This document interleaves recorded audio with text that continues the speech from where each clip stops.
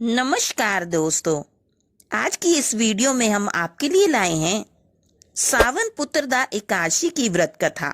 एकादशियों के महात्म का आनंद लेते हुए धर्मराज युधिष्ठिर ने कहा, हे प्रभु, ये कल्याणकारी और महापुण्यदायी कथाएं सुनकर मेरे आनंद की सीमा नहीं है और मेरी जिज्ञासा बढ़ती जा रही है।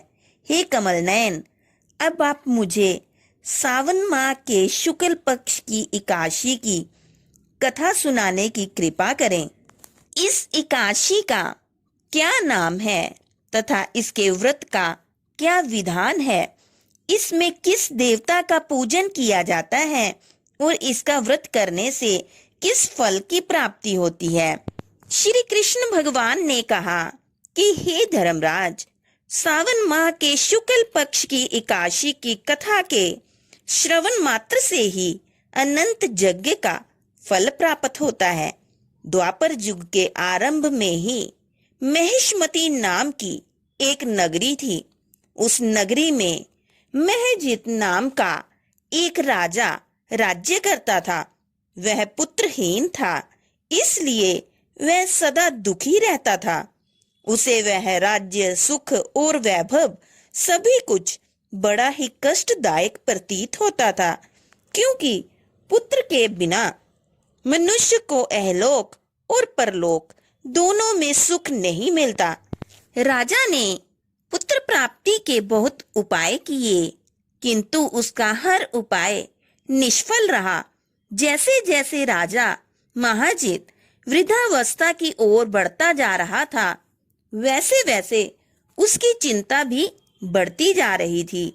एक दिन राजा ने अपनी सभा को संबोधित करके कहा, ना तो मैंने अपने जीवन में कोई पाप किया है और ना ही अन्याय पूर्वक प्रजा से धन एकत्रित किया है, ना ही कभी प्रजा को कष्ट दिया है और ना ही कभी देवता और ब्राह्मणों का निरादर किया है। मैंने प्रजा का सदैव अपने पुत्र की तरह पालन किया, कभी किसी से ईर्ष्या भाव नहीं किया, सभी को एक समान समझा। मेरे राज्य में कानून भी ऐसे नहीं है जो प्रजा में डर उत्पन्न करे।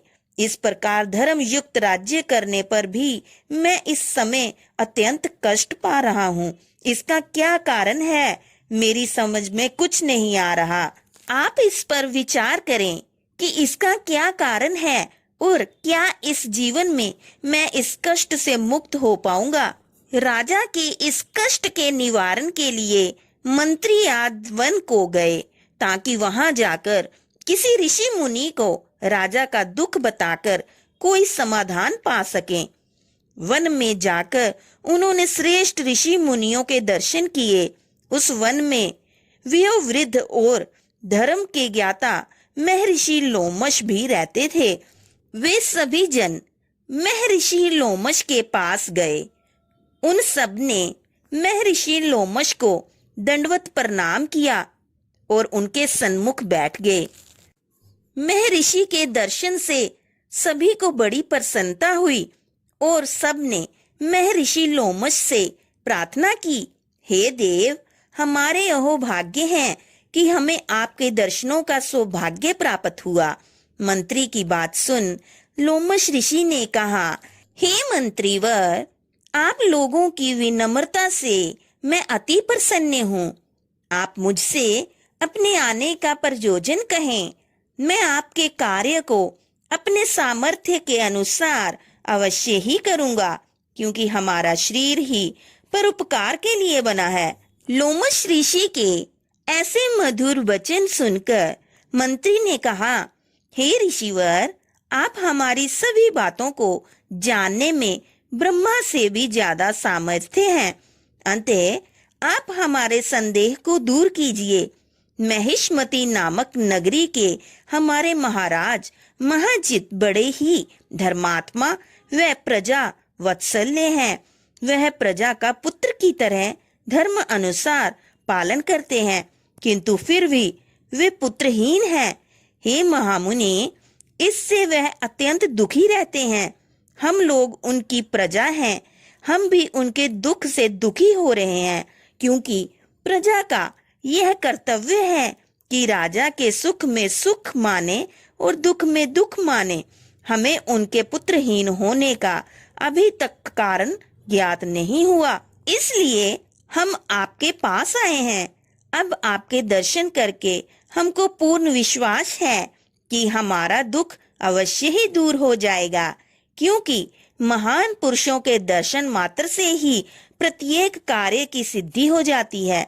अंततः आप हमें बताने की कृपा करें कि किस विधान से हमारे महाराज पुत्रवान हो सकते हैं।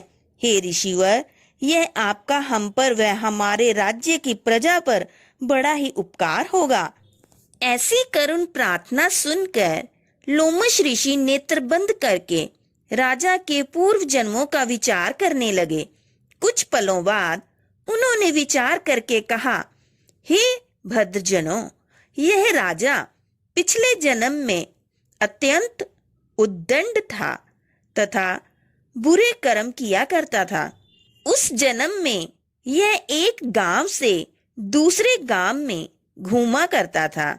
एक बार ज्येष्ठ माह के शुक्ल पक्ष की एकादशी के दिन की बात है कि यह 2 दिन से भूखा था। दोपहर के समय एक जलाशय पर जल पीने गया। उस स्थान पर उस समय एक गाय जल पी रही थी। राजा ने उसको प्यासी ही भगा दिया और स्वयं जल पीने लगा। हे श्रेष्ठ पुरुषों, इसलिए राजा को यह कष्ट भोगने पड़ रहे हैं। एकादशी के दिन भूखा रहने का फल यह हुआ कि इस जन्म में यह राजा है और प्यासी गाय को जलाशय से भगाने के कारण वह पुत्रहीन है। यह जान सभी सभासद प्रार्थना करने लगे, हे ऋषि श्रेष्ठ, शास्त्रों में ऐसा लिखा है कि पुण्य से पाप नष्ट हो जाते हैं। अंततः कृपा करके आप हमें कोई ऐसा उपाय बताइए जिससे हमारे राजा के पूर्व जन्म के पाप नष्ट हो जाएं और उन्हें पुत्र रत्न की प्राप्ति हो।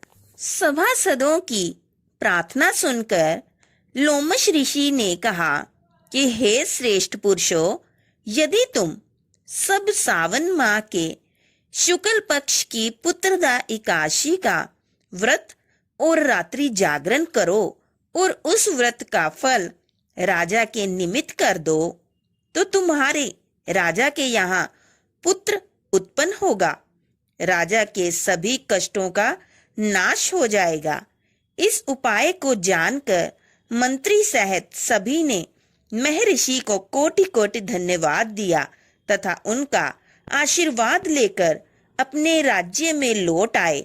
इसके बाद उन्होंने लोमश ऋषि की आज्ञा अनुसार पुत्रदा एकादशी का विधान पूर्वक उपवास किया और द्वादशी को उसका फल राजा को दे दिया। इस पुण्य के प्रभाव से रानी ने गर्भ धारण किया और 9 माह पश्चात एक अत्यंत तेजस्वी पुत्र को जन्म दिया। हे पांडुपुत्र, इसलिए इस एकादशी का नाम पुत्रदा पड़ा। पुत्र की इच्छा रखने वाले मनुष्य को विधान पूर्वक सावन माह के शुक्ल पक्ष की एकादशी का व्रत करना चाहिए। इस व्रत के प्रभाव से इहलोक में सुख और परलोक में स्वर्ग की प्राप्ति होती है। तो दोस्तों, ये थी पुत्रदा एकादशी की व्रत कथा। इस वीडियो को एकादशी का व्रत रखने वाले अपने दोस्तों के साथ शेयर करें, वीडियो को लाइक करें और चैनल को सब्सक्राइब करना ना भूलें। जय श्री हरि।